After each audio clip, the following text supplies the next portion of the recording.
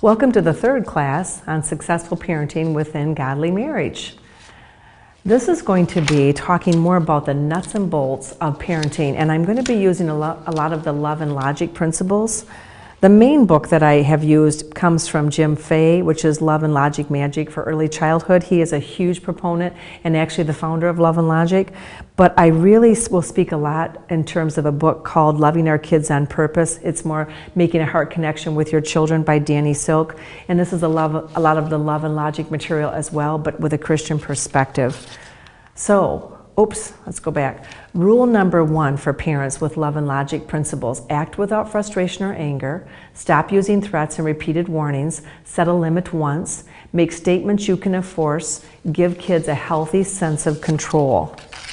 Rule number 2 for parents: always provide a strong dose of empathy before delivering a consequence.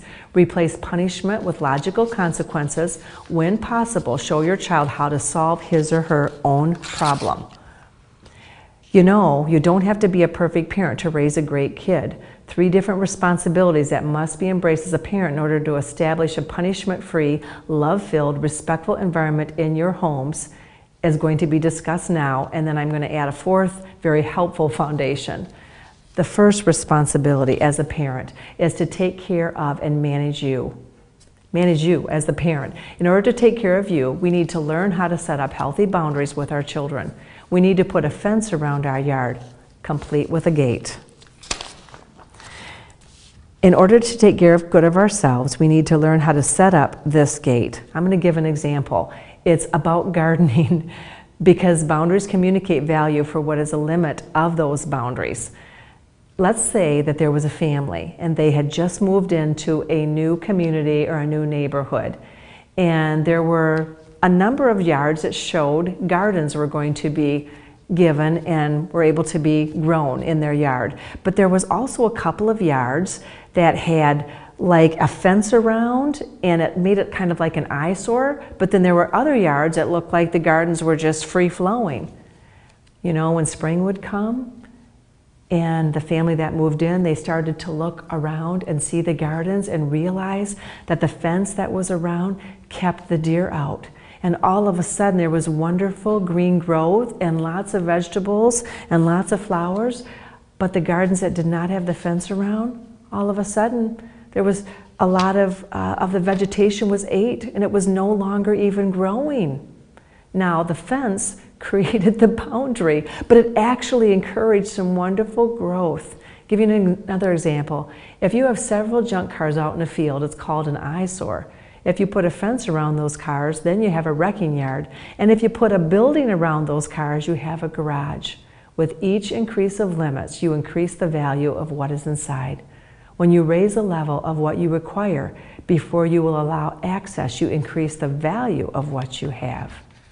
Now, you know, passive parents have no fence around their gardens because their passive relational style says, your needs matter, mine don't. Often these parents struggle to get a respectful response from their children because they've done a good job communicating to their kids that they do not respect themselves. There are also Christian parents who are more aggressive and teach their kids that it's the children's job to keep a safe distance from them. And is that healthy? No, that's like having an electric fence around their garden. Get too close and you will get zapped. Their aggressive style says, my needs matter, yours don't. Another way to set healthy boundaries is telling those around you what you would be doing instead of trying to get others to do something for you. As parents, it is easy to get in the routine of barking out commands. Pick it up. Come here. Stop being so noisy. Be nice to your brother. Our homes are filled with the illusionary practice of controlling each other. Practice being powerful by controlling something you do control, namely yourself as the parent. Say things like, I will listen to you when your voice is as soft as mine. Take your time, putting the responsibility back on the child. Or I will manage your fight with your brother just like a referee, only I charge $10 each for each fight I referee. Ready? Go. Child is managing this then. When we make these statements, we have the ability to enforce what we say is important to us, and it does not require other people to give us control over them. We simply control what we can control. Another way to look at it is disconnecting the big red button. As your children get a little older and a little smarter, their not fun to be with episodes are going to become more sophisticated. In short, they are going to learn to talk back to you, and when they're not being fun, that talk can look like defiance and arguments and disrespect, and that's the big red button on the chest of most Christian parents: disrespect. Dealing with this at a very early age can provide a life-saving base for future parenting with difference in opinion. Now, when your kid is throwing a fit or giving birth to a cow, I mean, that's an analogy, right there in front of you, it is absolutely the worst time to have a reasonable conversation with your child. You see, when your child is out of control, it is the worst time because the child is not looking for solutions. The child is looking for a victim. I want to talk about ways to intervene in those moments. I call them one-liners. Here's the child, all upset. And these could be possible one-liners. The child was saying, "That's not stupid, it's not fair." The parent says, "I know." "You know it's not fair?" The child says, "Probably so." "This is the neatest thing you ever made me do." The parent says, "That could be." "Why are you acting like such a freak?" "I don't know." Now, you're telling your child, "I am the cloud and cannot be moved." You're communicating that, yes, you love that child, and you can even be okay with their struggle. But I'm going to manage me while you struggle with you. Notice how you are staying very calm as a parent. You are giving one-liners. And in Dr. Fay's research, it has been incredible what happens when those one-liners are given, because the child has to be able to look at what they're doing. How about the second responsibility as a parent is to set and enforce healthy limits with your children by giving them choices and consequences. When we give our children choices, we validate them by recognizing they need power in their relationships with us. If we act like we have all the power and they have none when they're little, it sets us up for a pretty rough transition when they're older. And it's time actually to share that power. In our children's adolescence, we can mistakenly figure these power struggles are about respect and their value for us as parents more than about our kids needing self-control. In our panic to preserve our status in the relationship, we end up getting so crazy that we blurt out, "Do you want to live or die? Do you ever want to see the light of day again? Do you want me to give you something to cry for, or wait till your father comes home?" And on and on. Let's have some different examples, very specifically. The child says, "But why?" The parent can say, "Why do you think?" The child says, "I hate you," or "You hate me." The parent can say, "I'm sorry you feel that way." The child says, "Dad lets me." You say, "I know." "Not fair." You say, "I'll listen to you when your voice sounds like mine." And about anything that your child can say, "I love you too much to argue," is a one-liner that could be said in almost any circumstance. Ephesians 6:1-4, "Children, obey your parents in the Lord, for this is right. Honor your father and mother, which is the first commandment with a promise, that it may go well with you and that you may enjoy long life on earth." You know, not getting angry when a parent can model, "I love you too much to argue," that is absolutely steps to allow that child to honor you as father and mother. Because notice the last part of this verse, "Fathers, do not exasperate your children. Instead, bring them up in the training and instruction of the Lord." Either option that the parent has laid out for the child is something that the parent would be happy for the child to choose. If the parent offers a child a choice between what we want them to do and what we don't want them to do, then we set them up to choose poorly just to feel powerful. Let's give an example. "Do you want to do what I say, or do you want me to spank you?" It's not a good choice, because one of those does not make you happy, and any kid that is trying to win a power struggle will choose the second option. "Well, just go ahead and spank me. Go ahead, make my day." So let's try again. "Do you want to clean your room, or pay me to do it for you?" Now that's an empowering set of choices, because you can be happy with either outcome. The second guideline for offering good choices is that you have to make sure that your child understands the choices being offered. When you tell them to clean their room, for example, you need to know that the picture of the completed job in your mind matches the one in theirs. You might be saying things like, "What do you think about the bed? Is that messy or neat? Do you think the pillow should still be laying on the floor? The child might say, this is going to take me a year, but probably so, but what do you think about the floor? Do you think this is picked up and vacuumed? And the child says, vacuum, that's not fair. I know.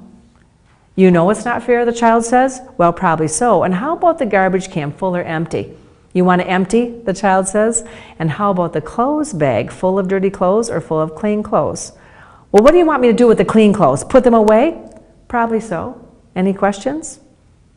That's more of a discussion about the specifics of what's going to happen in the room with some one-liners that very much can lead to the final guideline for offering choices. This is the first point where most parents don't know what to do. The parent has given their child a choice where either outcome is great, and the parent has made sure that the child understands the task at hand. But the thing is, when the parent offers a kid a choice between A or B, any kid with a brain is going to say C. How do you get them to stick with either A or B? This is where you need to have a plan to enforce your choices with consequences. So, offering choices and having a consequence. How about this? So your kid says about the room, I could hire someone to do it. And you say, well, great, how much? And the kid just says, $50. I'll find somebody to clean my room. That's how much I would charge. And you say, well, probably so. I'm just kidding, Mom. I'm not going to pay $50. Well, maybe. And all of a sudden, as they're as upset as they are, you end up coming into the room and you start cleaning and making sure that things are put away and things are all taken care of. And the child at that point is quite upset. I didn't ask you to come into my room. I didn't tell you to clean my room. I said I was going to find somebody and I'll pay him to do it. In a little while, though, it's all done. You remember what the child has said. It was their choice. They were going to, and this is usually working with a teenager now, to make sure that they were going to find somebody to pay for that. And then you leave the room and you say, you know what? I think we need to discuss how the payment is going to be for the room. I'll take Visa, MasterCard, American Express, cash, or hard labor. And actually, I even will take some money in selling the Xbox. I didn't say I would do that. I've cleaned the room. Now there's payment. Now the hard part about this, parents, is that there has to be follow-through. You cannot fix your child at this point. Offering choices and enforcing consequences guides our children progressively toward taking ownership for their lives. There are two types of parental intervention we want to avoid in order to do this successfully. The first type of intervention is swooping in and the situation and fixing the problem, and that's a helicopter. And the second is presenting a consequence. Is presenting a consequence mixed with anger and punishment, and that is not good either. Swooping in to fix your child's problem effectively prevents him or her from taking ownership. This is an example of a family where the parents were saying, we've got a big problem at home. Our kids are trying to kill each other. They hurt each other all the time, and we're constantly pulling them apart. They need to understand their responsibility. Is anger going to help that? Because notice, even with the example I just gave earlier, the parent wasn't angry when they started to talk about, now how is this going to be repaid? And actually, that mother eventually did sell the Xbox, and that was never an issue again about the room being cleaned. But look at this mother. This is anger, having a megaphone. I literally, this is probably not going to happen, but this is an example of what happens when there's anger. How about parenting with anger and punishment? When someone gets angry about your mistake, his or her anger, divert your focus from dealing with the poor choice you made or the problem you're having with that person to your need to defend yourself. It attacks, weakens, and destroys connection between two people. Anger will destroy connection between you and your child. Anger is your enemy, even passive-aggressive anger, often the Christian's kind of anger. Passive-aggressive anger is expressed in cutting sarcasm or criticism, rejection, or withholding love. Instead, you want to be able to offer sadness when your child makes a mistake. Remember, consequences are some of the best teachers, and sadness and empathy help to keep the focus on the real problem. Anger violates and sabotages the very goals that you most desire for your children when they fail. Not only that they can learn from their mistakes, but also that they can lean into their relationship with their parents as a source of wisdom and comfort as they go through the learning process. I was thinking about an example. If you were driving a car and you got pulled over, and the next thing that happened is that policeman just yanked you out of the car, and he said, you were going this many miles over, and right now get out of this car and put your hands up on the hood. I don't know if you would be thinking, I know I wouldn't be thinking about the mileage and how fast I was going. I would be thinking about the anger of that policeman. But when the policeman approaches the car and he says, ma'am, I need your license, I need your proof of insurance, I need you to know that you were going this many miles over. I mean, you're staying in conversation. He's showing you, he probably can even show you by his, whatever they measure it with, that you were going over, or I was going over. That's a whole different ballgame, because the anger does not stop the process. I then take responsibility, realizing that I actually was going over the speed limit. And it's the same way for our kids. So we want to be able to offer sadness when the child makes a mistake, and remember, because they will learn more about their relationship and that learning process. Anger violates and sabotages the very goals that you most desire for your children when they fail. Not only that they learn from their mistakes, but also that they can lean, like I said, into the relationship. Sadness and empathy are what the Holy Spirit shows us when we fail. The Holy Spirit does not punishment. He punishes us. He comforts us. He shows us that He is sad for us and invites us to come of our own free will to benefit from His great wisdom and power for fixing problems. The Holy Spirit's response to our failure actually helps us to trust Him more.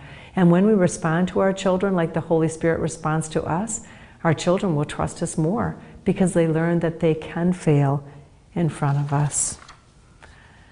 Now, how about some consequences with anger? I'm going to give you some examples that are not going to be helpful in terms of your children. Stop spitting that food. Quit it. That's it. I'm sick and tired of this. You'll just have to go to bed hungry. For crying out loud, if you would just take care of your toys, they would not break. No, I won't buy you another. What do you think? Do you think money grows on tree? No, I am not taking you out for pizza. What do you expect after the way you behaved last time? There's a shame one. I hope this teaches you a lesson. Quit that whining. How many times do I have to tell you? Stop it and go to your room right now. Oh, just look at that little girl. About being annoyed, and really it's not going to be communicating that this actually is a child that could be a real gift from God. And we got to remember that in being a child and being a gift from God, that they are designed to be a blessing. Our children will not sense that if we're that annoyed with them and showing that much anger. This would be consequences with empathy. How sad. Dinner is over. Bummer. I feel so sad when I break my things too. This is when the child broke their toy. This is so sad. We can have pizza sometime when I don't have to worry about tantrums at the restaurant, and then leave the restaurant. Uh-oh, so sad. Looks like a little bedroom time, when there's going to be that time out. Appropriate consequences fit the misbehavior. Focus on poor choices, not bad children. Address the present, not the past. These appropriate consequences are wrapped in a loving blanket of empathy. They are not accompanied by lectures, reminders, or guilt trips, and they can be enforced with consistency, and teach your child wisdom. Look at there. With some of those appropriate consequences and loving interventions, there's a daddy and a happy little girl. Now, the third responsibility as a parent is to lead your child to have a high value for their connection with you by helping them understand how their choices affect your relationship, particularly when it comes to helping them clean up their messes.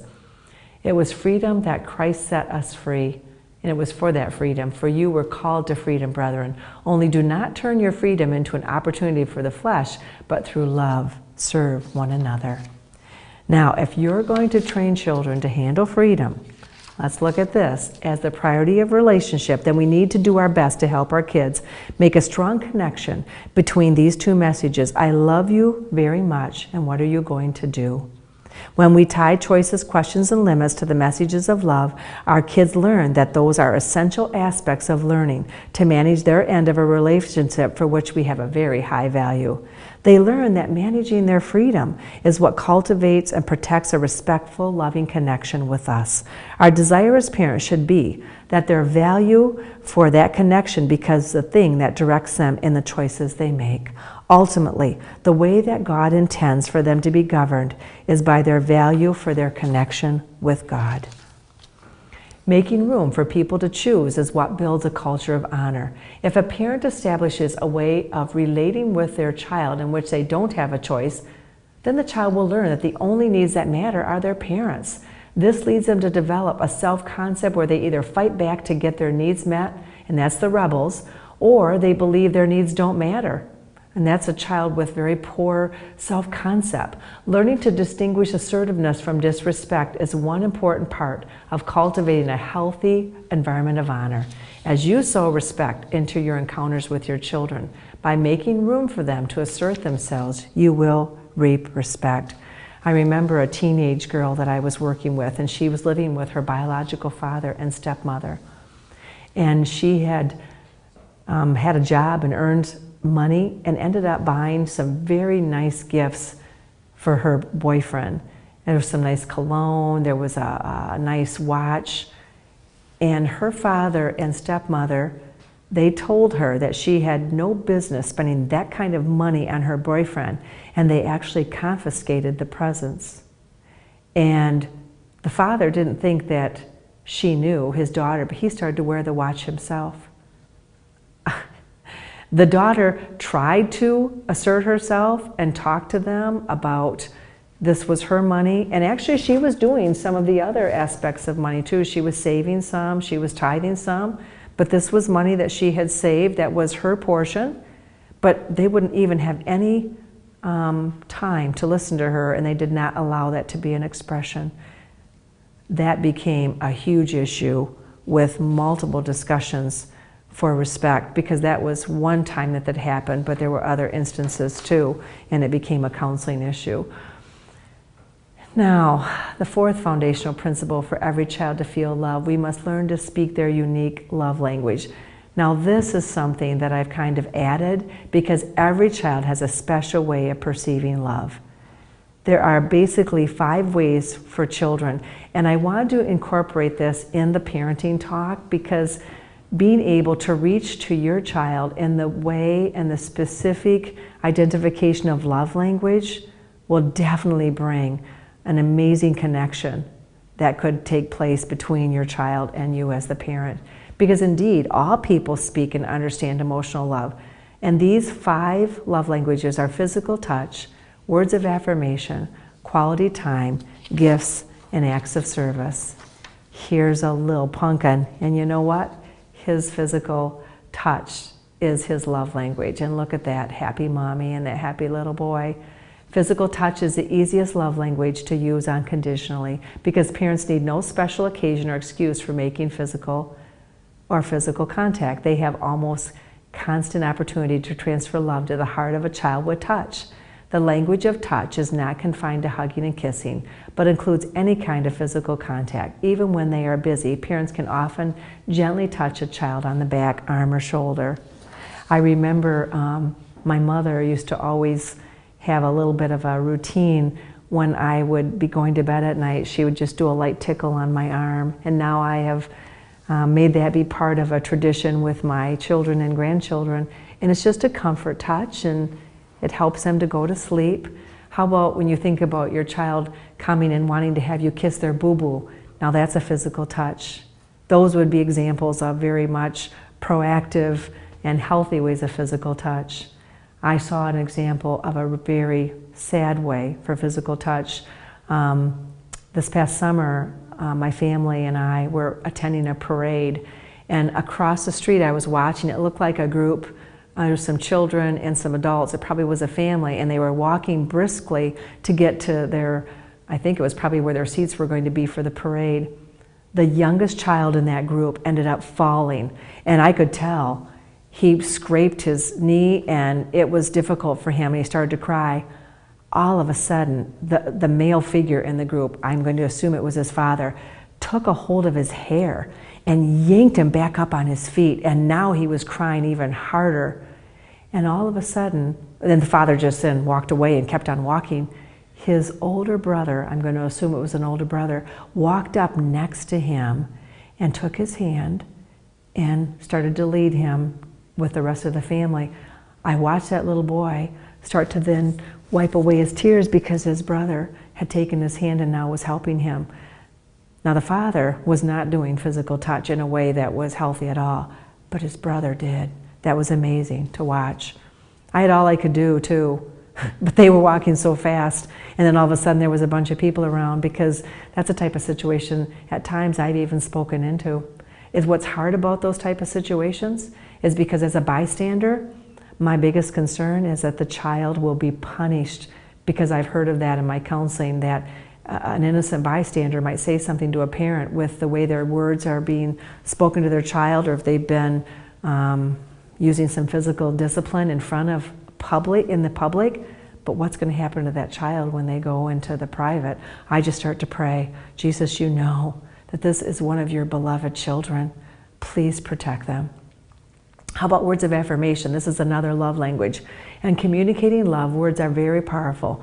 Words of affection and endearment, words of praise and encouragement, words that give positive guidance. I'll say, I care about you. Such words are like a gentle, warm rain falling on the soul. They nurture the child's inner sense of worth and security. Conversely, cutting words spoken out of short-lived frustration can hurt a child's self-esteem and cause doubts about his abilities. The ancient Hebrew proverb did not overstate the reality. The tongue has the power of life and death. Quality time is another love language. Quality time is focused attention. It means giving a child your undivided attention. Most infants receive plenty of quality time. Feeding and changing alone give the children hours of focused attention. However, as the child grows, the giving of quality time becomes more difficult because it requires real sacrifice on the part of the parents. This does not require that you go anywhere special. You can provide focused attention almost anywhere.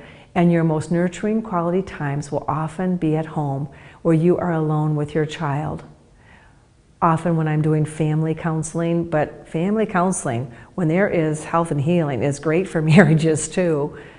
I'll often ask the parents to set up some special times for each of their children. It actually can be something that the child could earn as a reward. It could be special breakfast with a dad or mom. It could be a walk around the block with dad and mom. It could be a bike ride. Kids eat that up, and that is an example of quality time. How about gifts? That's another love language. The giving and receiving of gifts can be a powerful expression of love at the time they are given, and often extending into later years. The most meaningful gifts become symbols of love, and those that truly convey love are part of love language. Yet for parents to truly speak love language for gifts, the child must feel that his parents genuinely care. Gifts cannot replace genuinely caring for the child. For this reason, the other love languages must be given along with a gift. A gift cannot take the place alone for a love language. The child's emotional love tank needs to be kept in order for the gift to express heartfelt love. How about acts of service? Acts of service can become a model for your child's service and responsibility. You may wonder how your children will develop their own independence and competence if you serve them. But as you express your love through acts of service to your children, doing things that they may not yet be able to do for themselves, you are setting a model. This will help them escape their self-centered focus and help others. That's our ultimate goal as parents. An example of this is I was working with a father and his son, and the father could tell that he didn't have the type of relationship that he had with his father. He was a very verbal father, gave lots of verbal affirmation. He would tell his son regularly that he loved him. He would tell his son regularly that he was proud of him. However, the son's love language was acts of service. Now, this son was quite an outdoors young man. He liked to hunt, he liked to fish, he liked to walk in the woods, he wanted to go camping. And the father was more of a sport type father. He liked to watch football and baseball and hockey. Now they each understood the other's passions, but that wasn't what their natural hobbies or passions were. Now the father would ask questions of the son when he came back from hunting. Like, did you get anything? How was the hunt? Did you see any deer? But the son would just say, yeah, it was fine. But it was just conversation. Well, one day, the father ended up seeing in one of the local retail stores that there were some tents on sale and some camping supplies. So he asked the son if this would be helpful. Could they go and look at some of the camping supplies because his birthday was coming? The son lit up because now the father actually was getting involved in something that the son enjoyed and actually showing some acts of service because they went together. The father actually looked at the tent. They sat in the tent together. They tried out one of the camping stoves. It was amazing.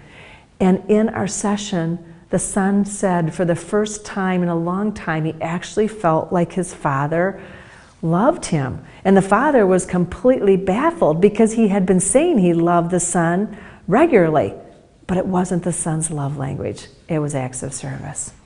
So the ability to determine your child's love language can be found, and I'm going to reference this book. It'll be in your works cited, The 5 Love Languages of Children.